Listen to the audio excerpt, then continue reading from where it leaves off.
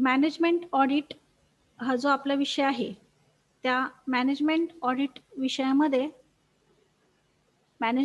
विषयामध्ये आपल्याला advance cost accounting and cost system यामधला हा स्पेशल पेपरमधला हा कोर्स आहे मॅनेजमेंट ऑडिट. 308 नंबरचा आणि 4 क्रेडिटसाठीचा हा विषय आहे. ह्याचं जे टायटल आहे मॅनेजमेंट ऑडिट, त्यावरूनच त्याच्यामध्ये जे चॅप्टर्स आहेत ते डिपेंड्स आहेत. त्यातला पहिला चॅप्टर आहे युनिट फर्स्ट मॅनेजमेंट ऑडिट. आता मॅनेजमेंट म्हणजे काय, मॅनेजर म्हणजे काय, ह्या कन्सेप्ट तुम्ही ऐकलेल्या आहेत अगोदर. मॅनेजमेंट करणे म्हणजे व्यवस्थापन करणे.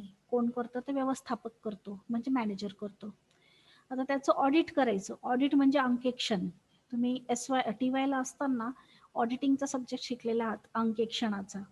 तर मग हे जे आहेत त्याच्याशी रिलेटेड, म्हणजे ह्या दोन्ही शब्दांशी रिलेटेड जे टॉपिक्स आहेत ते यामध्ये आहेत. फर्स्ट आहे introduction, definition, concept and essential of management audit.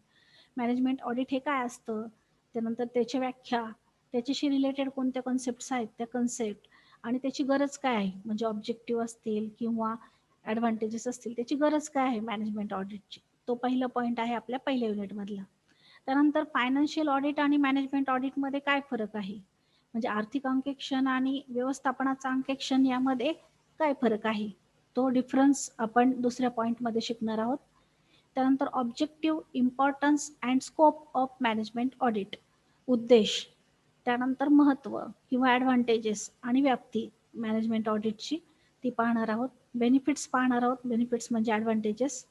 त्यानंतर relationship with different type of audits, वेगवेगळे जे ऑडिट्स आहेत तर त्याचं आणि मॅनेजमेंट ऑडिटचं काय रिलेशन आहे ते पाहणार आहोत.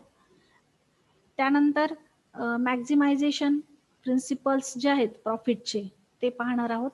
त्यानंतर मॅनेजमेंट अकाउंटंटचा जो रोल आहे डिसिजन मेकिंग मधला तो पाहणार आहोत. हा आपला पहिला चॅप्टर आहे. दुसऱ्या चॅप्टरमध्ये 2च पॉईंट आहेत. Preparation of conducting management audit, management audit programme. आता तुम्ही म्हणाल 2च पॉईंट आहेत, परंतु ते 2 पॉईंट मोठे आहेत.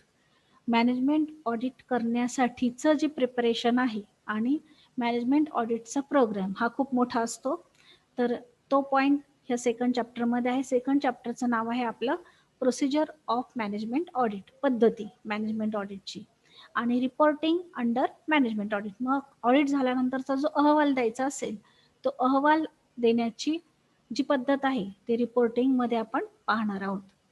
त्यानंतर तिसरा चॅप्टर आहे एरियाज ऑफ मॅनेजमेंट ऑडिट. कोणते कोणते एरिया आहेत की जिथे मॅनेजमेंट ऑडिट केलं जातं, तर त्यामध्ये आहे कॉर्पोरेट सर्व्हिस ऑडिट, त्यानंतर कॉर्पोरेट डेव्हलपमेंट ऑडिट, त्यानंतर सोशल कॉस्ट बेनिफिट ॲनालिसिस आणि evaluation of consumer services, research and development, corporate culture, human resource development. या 4मध्ये जे इव्हॅल्युएशन केलं जाणार आहे ते अशा वेगवेगळ्या एरियाजमध्ये मॅनेजमेंट ऑडिट केलं जातं. ते एरियाज आपण ह्या चॅप्टरमध्ये पाहणार आहोत. हे आहे आपलं chapter number 3, areas of management audit. त्यानंतर चौथं चॅप्टर आहे आपलं ऑपरेशनल ऑडिट.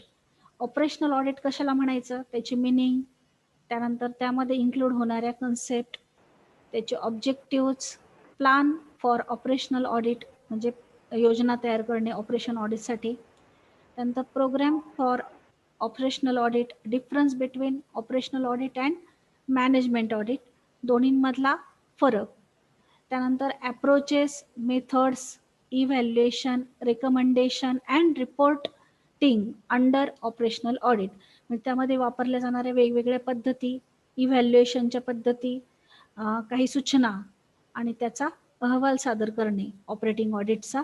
हे सगळं ऑपरेशनल ऑडिटशी रिलेटेड ज्या कन्सेप्ट आहेत त्या सगळ्या कन्सेप्ट आपण चौथ्या चॅप्टरमध्ये पाहणार आहोत. इथे कुठेही कॅल्क्युलेशन नाही आहे. सर्व जे चॅप्टर्स आहेत ते सर्व चॅप्टर्स हे थिअरीचे चॅप्टर आहेत. इथे कुठेही प्रॉब्लेम्स नाही आहेत, कुठलेही कॅल्क्युलेशन्स नाही आहेत. आणि जो लास्ट चॅप्टर आहे तो आहे evaluation of corporate image, meaning and concept of corporate image, त्यानंतर sources of corporate image, evaluation of corporate image आणि impact of corporate image on business. हे 4 पॉईंट्स आपण इव्हॅल्युएशन ऑफ कॉर्पोरेट इमेज यामध्ये पाहणार आहोत.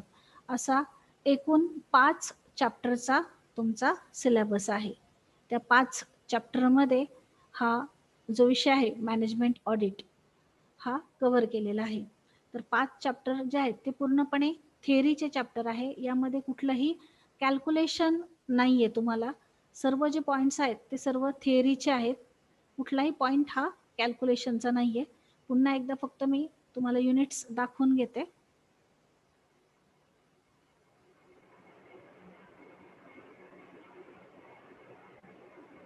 हा युनिट फर्स्ट आहे आपला.